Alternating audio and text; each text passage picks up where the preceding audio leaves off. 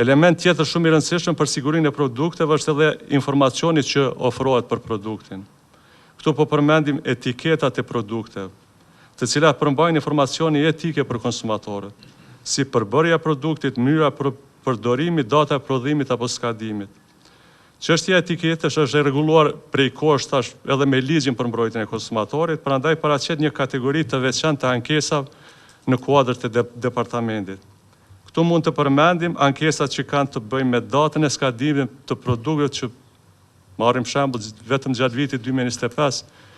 kemi trajtuar më shumë se 200 ankesa të këtyre natyrave. Edukimi i konsumatorëve është gjithashtu shumë i rëndësishëm, sepse kur ata janë të informuar për të drejtat e tyre dhe mënyrën se si duhet të zgjedhin produktet, janë më të vetëdijshëm dhe më të mbrojtur. Prandaj shkollat, mediat, institucionet, sidomos shoqëria civile, luajnë rolin kryesor në informimin dhe edukimin e konsumatorëve. Rastisi që në këtë muaj të ballafaqohemi edhe me sfidën e furnizimit me derivate, një sfidë e cila vije si rrjedhoj e ngjarjeve gjeopolitike jo afër nesh, por definitivisht me ndikim madh tek ne, për faktin se të gjitha derivatet që blihen në tregun ton janë të importuara, andaj edhe masa e parë që u mor në fillim të këtij muaji me 4 mars kishte të bënte në mbrojtjen e të drejtave të konsumatorëve në raport me lëvizjet që mund të bëhen të pakontrolluara për çmimin e naftës. Jemi në fazën finale gjithsesi të finalizimit të platformës Blej Sigurt, platformë kjo e cila ka filluar të përgatitet më herët, por e cila ende nuk ka arritur të plasohet dhe të jetë e përdorur në masë, por që synojmë të lehtësojmë qasjen e ankesave të qytetarëve, shpejtojmë reagimin e mekanizmave mbrojtës dhe sigurojmë transparencë, drejtësi, informim të saktë, zgjedhje të lirë e trajtim të drejtë të barabartë për gjithë konsumatorët. Jemi të angazhuar drejt përmirësimit të infrastrukturës ligjore, regulative, funksionalizimin e mekanizmave përkatës dhe mobilizimin e gjithë resurseve njerëzore që sigurojnë adresim të shpejt dhe korrekt për çdo ankesë që pranohet nga qytetarët e vendit.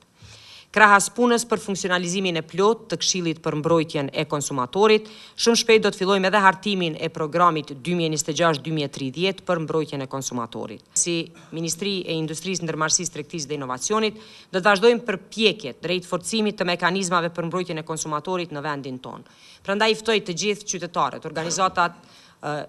jo qeveritare, por gjithashtu edhe bizneset, që mos ta shohin këtë komunikim tonin si çështje e mbizotërimit të institucioneve ndaj kompanive, por më shumë si hapje e dialogut, si përgjegjësi që ata e kanë jo vetëm ligjore, por edhe përgjegjësi shoqërore të korporatës, në ofrim të drejtë, në informim të saktë dhe natyrisht në mbajtje të kualitetit të produkteve dhe shërbimeve që i ofrojnë qytetarëve. Departamenti për mbrojtjen e konsumatorit, njësia në polici, të gjitha dikasteret në ministrit të ndryshme, kanë krijuar dikasteret të ndryshme që të marrin informata sa më shumë nga konsumatori i parë. Dhe në këtë drejtim kemi qenë gjithmonë vigjilent të saktë që ato ankesa të shqyrtohen në afatin sa më të shpejt real, që është e mundshme dhe operatori ekonomik të ndëshkohet. Në këtë drejtim nuk duhet ta kemi edhe masën edhe karakterin vetëm ndëshkues si organe ekzekutive, por duhet të ndikojmë në ngritjen e vetdijes që operatorët ekonomik të krijojnë kushte dhe standarde higjieniko-sanitare që të kemi ushqim të sigurt. Si mision i Këshillit për mbrojtjen e konsumatorit do të jetë edhe zgjerimi i të gjithë zyrave në për gjitha komunat e Kosovës, që informatori i parë të jetë jashtëzakonisht i informuar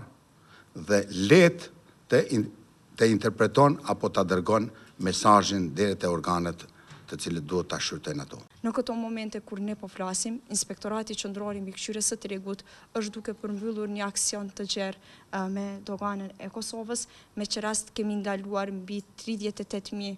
produkte të lodrave të fëmijëve dhe mbi 400 sosh i kemi sekuestruar në tregun e brendshëm. Vlera e të cilave do të kalon mbi 100.000 euro. Po ashtu në të njëjtën kohë do të thotë jemi duke zhvilluar një aksion me zyrtarët nga Autoriteti i Konkurrencës dhe Administratën Tatimore të Kosovës,